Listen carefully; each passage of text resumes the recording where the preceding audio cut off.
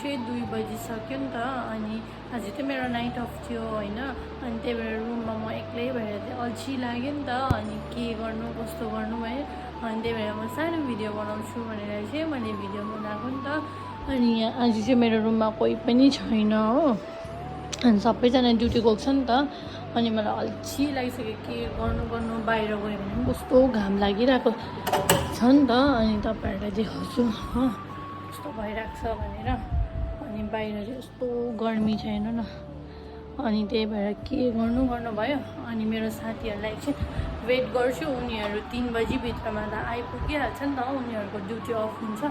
अनि त्यही भएर अहिले म यत्तिकै बसिरहेको थिएँ हो।